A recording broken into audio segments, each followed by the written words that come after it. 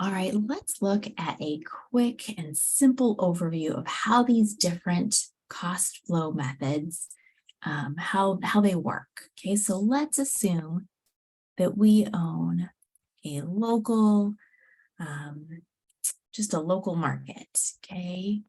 And let's focus on one of the products that we sell there, cartons of milk. These are cartons of milk. They should all be the same size, right? So I know my drawings may not reflect that, but assume they are all the same size. All right, so let's say we deal with a local dairy farmer and to purchase this, right? Because first we have to purchase it from the farmer before we can sell it to our customers. So let's say we buy, again, this is a very simple example. We buy one of the cartons October 1st, the next one October 5th, October 10th, October 12th. Okay. And let's say the purchase price that we are paying for those cartons goes up each time we place an order. He is experiencing some drastic increases in his prices due to inflation and gas prices and all that. So he's passing it on to us. All right, so let's look at calculating our cost of goods sold and our ending inventory using the different methods. So let's start with calculating our cost of goods sold. And we'll do the different methods. LIFO, a weighted average, and I might also just throw in specific ID just so you can see how it works. So you can see here that we purchased 4 units during the month, purchased 4 units, and let's say that we sold just 1 unit. Again, just keeping it a very simple example. Okay, under first in, first out, that 1 unit that we sold, we assume was the first unit we purchased, hence the name, the first cost to come in. On that earlier date, the first cost to come in is the first cost, the first unit that is sold. So that 1 unit has a cost of $3. Now, again, we may have actually sold this carton of milk, okay? Under the first in, first out cost flow assumptions, we can sell actual units in any way we want. Our costing method that we select does not have to match the actual way our units are sold. We're just assuming that, okay? All righty, so $3.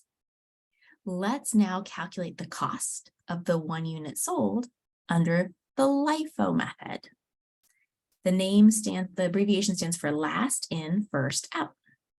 So under this method, we assume that 1 unit that we sold maybe on October 15th, we assume that it was our last purchase. The last purchase had a cost of $4.50.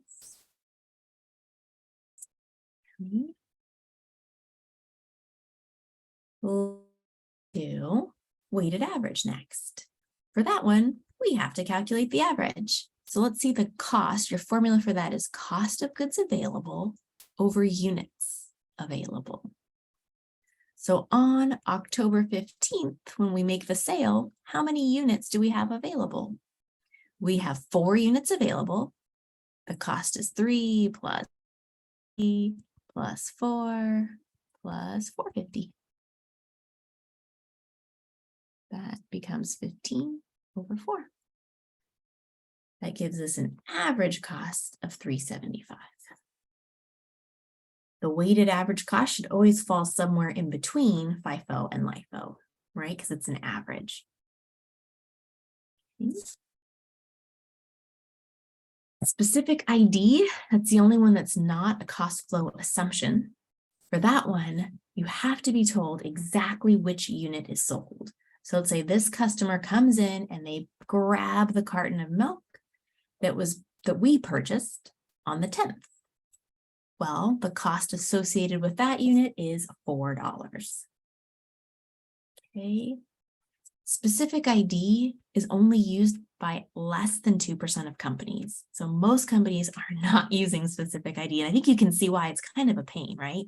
If you're trying to calculate your cost to do your journal entry, if you're using specific ID, you have to say, oh, I got to go check and see exactly which carton of milk was sold, right? Which one was it? Was it from October 1st, November 1st, November 5th, November 10th, November 12th? And especially when all the units look the same, it doesn't make sense for us to use that method, which is why the less than 2% of companies that use it, they usually have very high value inventory, such as, airplanes or yachts or something like that, where they're all very different. All their units are very different from each other. All right. The next thing we're going to calculate is ending inventory, because think about it, all your inventory costs, all that inventory that you're carrying either gets sold during the period, we hope, because we want to generate some revenue, some cash, or it's left. So all your inventory, you either sell it or it's still here. If it's still here, it's ending inventory on your balance sheet. If you sell it, that cost goes to cost of goods sold on your income statements. All right, so let's see how many we have left. So remember, the cost of goods sold was for 1 unit. We only sold 1 unit. So that means we have left 3 units. So under FIFO, we said the first purchase was the first one sold, so that's gone. So the value of your ending inventory is what's left, or $12.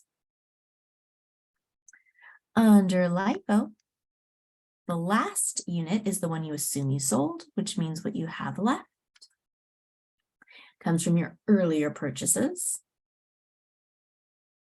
So that sums up to $10.50. Under weighted average, it's the 3 units you have left at the average price per unit.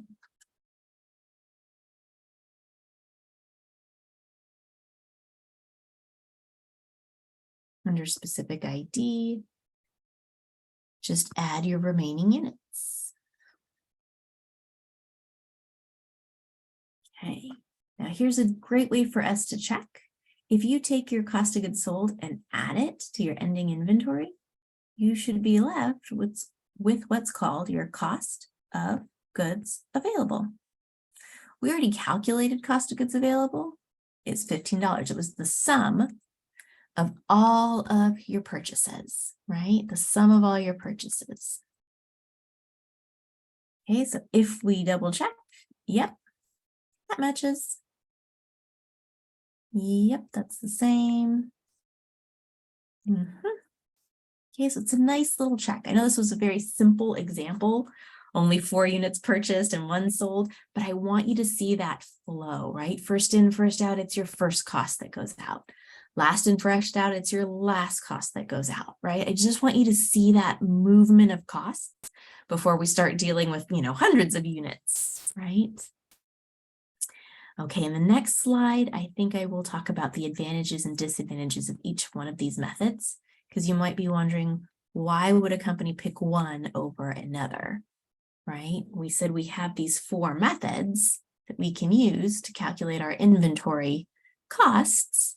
I should mention all of them are approved by FASB, right? So FASB says, hey, we're fine with any of these methods to calculate your inventory costs.